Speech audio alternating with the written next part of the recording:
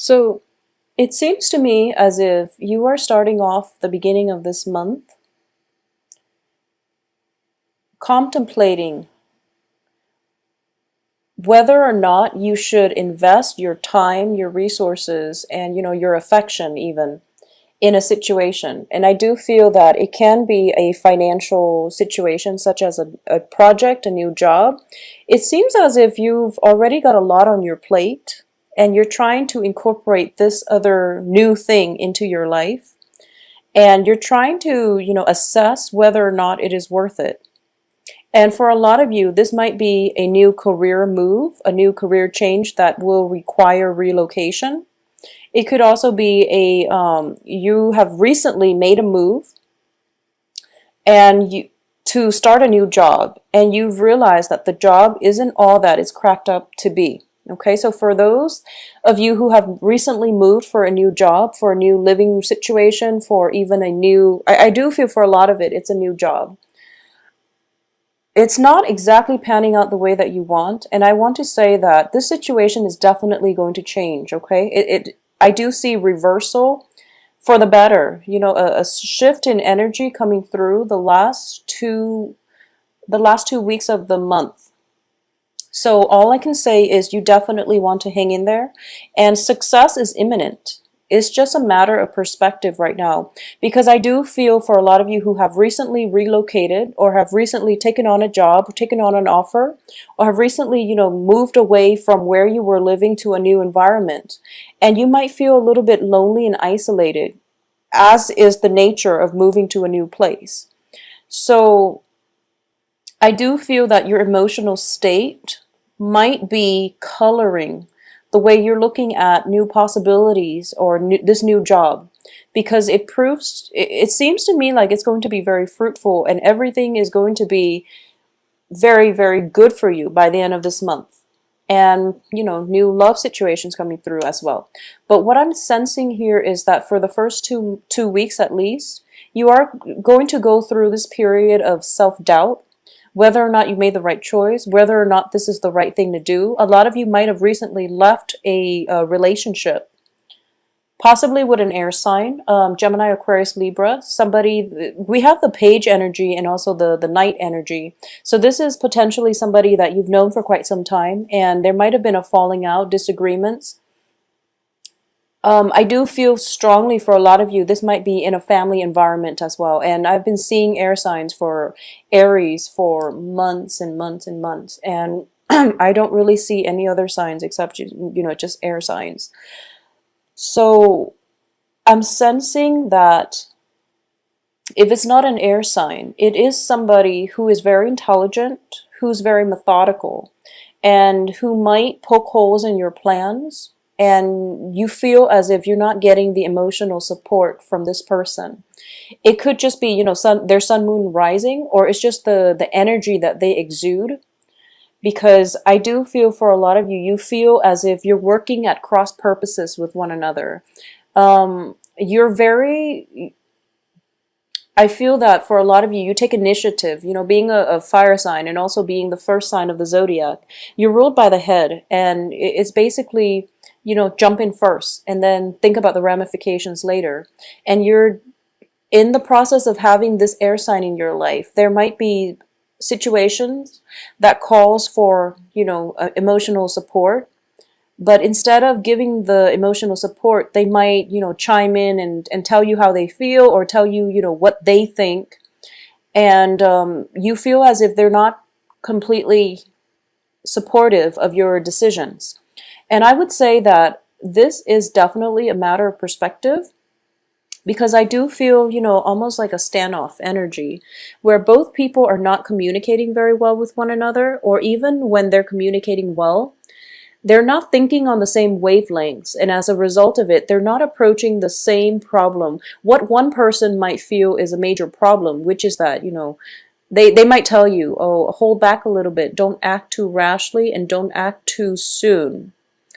When in fact, you're just like, the time is now. Life is not all about waiting. So philosophically, you're at cross purposes with one another in the way that you assess life's situations, in the way that you make important life choices, okay?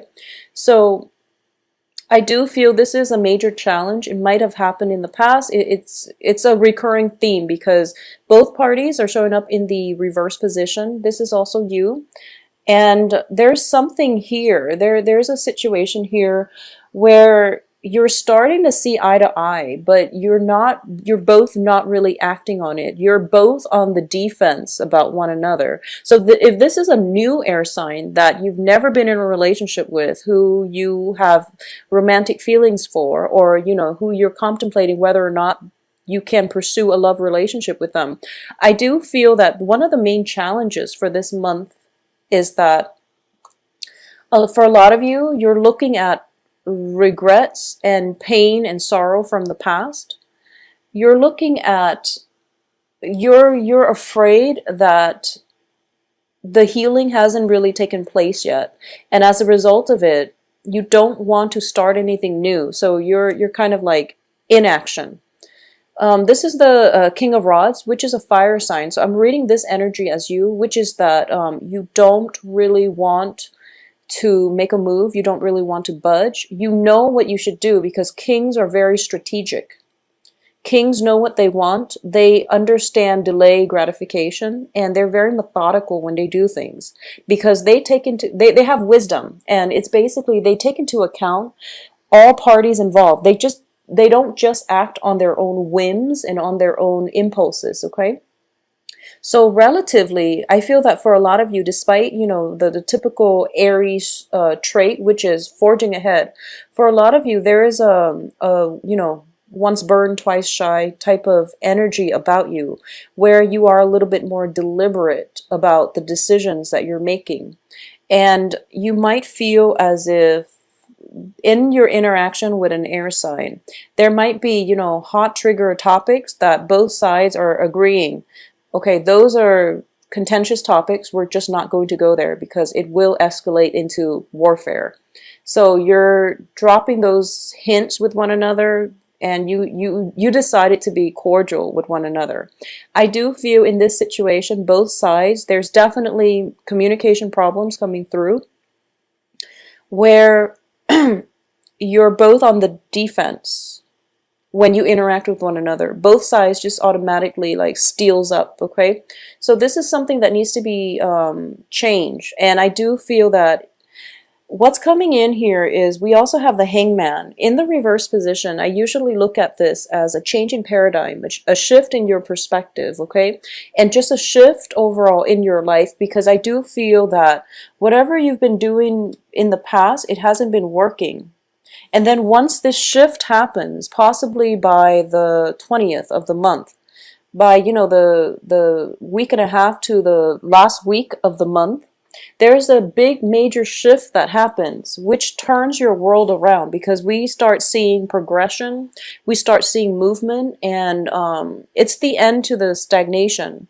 And when you look at the Chariot, it's drawn by the black and white horses. So these are like different energies that learn to get along in order to pull a life direction, or in order to, it's sort of like dealing with inner conflict in order to achieve success.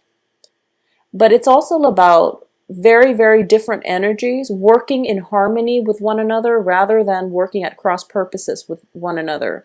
And the Chariot being a major arcana card, I do feel that there is some external influence stepping in and stating that, enough's enough. I'm going to intervene, and then you both have to follow my orders. So it could be, a supervisor telling you have to work well with a coworker, and they haven't seen this working out too well. So there's a mediator coming through to tell you both how you can work together as a unit.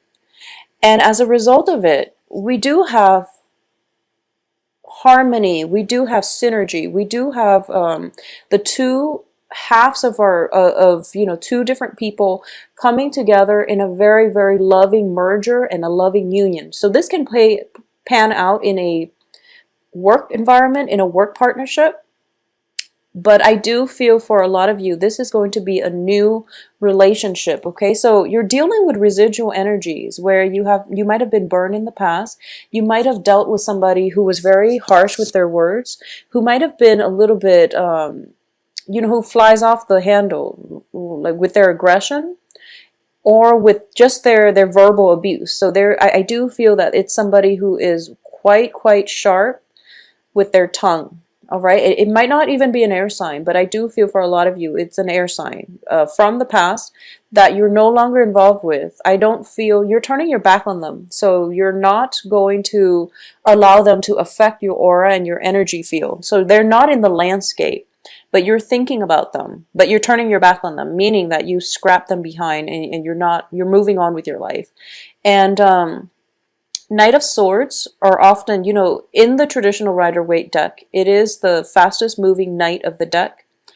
And it seems like a card of defense, okay? It is usually the card of defense. It's in the reverse in this spread. So I do feel that, that period where things that you invested a lot in or you had high hopes for, you had to admit to yourself that it wasn't for your greater good. And this might have happened in, September, October, where you realize that it wasn't going to work out. So no matter how much you wanted it, no matter how much a lot of synchronicities might have seemed like it was ideal for you, you're going to have to let it go. And I feel that for a lot of you, this might have happened in September, in October, and you realize that you have to really let it go because it might seem like it was just, destined for you, but it's not meant for you. As a result of it, you're still thinking about it, but you have better options now. I feel like you might have 3 other options. One of this thing being one of them, and you're still clinging on to the memory of it. But you know that there are better options out there. So what I'm sensing here is that all the Ten of Cups and the Five of Cups are corroborating the same thing. You wanted it very, very badly, and you might have become like tunnel vision in the process. Because Knight of Swords, like I said, when you move too fast, when you're too fixated on a certain outcome, you can get very, very tunnel vision. And this is across the board for everybody, not just for Aries. But I do feel the Knight of Swords is now in the reverse position, indicating to me that you're slowing down, you're taking the time to really enjoy life, you're taking the time to be appreciative as well of these 2 other options that you might have. So even though the one thing that you wanted very, very badly didn't work out, you're not going to put much stock into it because this is a month for you to move forward, to move on. And all it takes is a shift in paradigm. And I do feel this shift, unfortunately, I do sense that it's going to come in a little bit later on in the month when you're done filtering out the noise and you're done interacting with residual energy of this person or this work project, okay? So I'm getting this strong feeling as well. If for some reason you have you've lent out some money, a large sum of money to somebody, and they, repeatedly tell you, oh, I'm going to pay you back in a certain time, and they keep saying that and they use the same old excuses, I do feel that the money is going to be repaid at the end of the month, okay? So just hold out a little bit. I do feel that they are coming up with excuses, whoever it is that you've lent money to, and you're expecting it back, or you're waiting on a loan, you're waiting on some type of to recoup your losses, for example. I do feel that there is a period of waiting, but there's victory to be had by the end of this month. So you're going to be in a very good place, and there's new relationships coming in as well. So keep in mind that the Lovers, especially in this deck, it is a physical, sexual energy. So it's not the most stable. It's not the most stable. So however this plays out, it is up to you to direct the energies to make sure that it is what you make of it. Okay, so what I mean by this, and I'm not explaining this well. So once again, this is, just physical energy, lust, desire, and things like that. It's a positive card, I feel. But It depends who you're dealing with. So in this situation, I would say self-control is going to be required of you, okay? Because we do have the Chariot in front of it. So it's telling me that basically you have to reach this point where you are in control of your environment, where you are in control of your life, where you have a sense of direction, where you are able to fight through or conquer the inner conflict or the conflictual feelings that you have about somebody in order for you to find a sense of enlightenment. As a result of it, shifting your paradigm and shifting the situation around, looking at a situation from a different perspective, for example, or even taking a different approach to solving a very old problem, okay, or seeing somebody in a new light, you are going to be able to achieve this, and you are going to be able to see somebody in a brand new light, or this can just be new relationships coming in that is giving you the nurturing and the emotional support that you need. I'm actually going to pull out one more card here just to see what energies we're dealing with here with the Lovers. So I got two. It's actually, we have the Knight of Pentacles, but once again, it is in the reverse position. So I do feel that when it comes to a work partnership, I just want you to know that you are definitely in control here. So if you're thinking about work negotiations, like salary negotiations, or even negotiations about a work partnership where, you know, you decide on who gets a certain percentage share, this is definitely in your control, so you don't have to be afraid that if you ask for too much, they're going to rescind their offer, for example, okay? So this month is about self-mastery. It's about coming into terms with what it is that you're looking forward to, and it's all about, as well, looking at a situation with a little bit more depth and a little bit more breadth, okay? So what I mean by that is, with the fixation on the past disappointment, past relationships that might not have panned out the way you want, or past situations in which you invested a great deal of time, resources, money, love, affection, and it was going to the wrong place, and you ended up feeling very depleted. I feel that, you know, I only see this with Aries. You can start out with, like, you know, heartache, and then by the end of the month, you're onto something new. So Aries and Geminis, I feel that there's a lot of Aries and Gemini dyads that are involved with one another.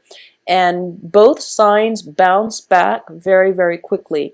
So I do feel we're starting out the beginning of the month, and these cards might look a little bit problematic, but I do feel that you're dealing with residual energies. Because the month really happens basically on the 15th, when you're trying to sort through the memories, when you're trying to sort through, or you're trying to rebuild your life. And everything looks very great and very positive. And you do have a lot of good energies coming through. And finances, financial situations, loans, and things like that are going to resolve themselves by the end of this month. Additionally, I do feel that, you know, once this shift in energy, this change in perspective happens, you're going to see that whatever it was that seemed very problematic was just a very minor blip on your radar, okay? And it's going to wean itself out of your life gradually, because if we're looking at this as progression, we're progressing towards more self-mastery, more discipline, more enlightenment, more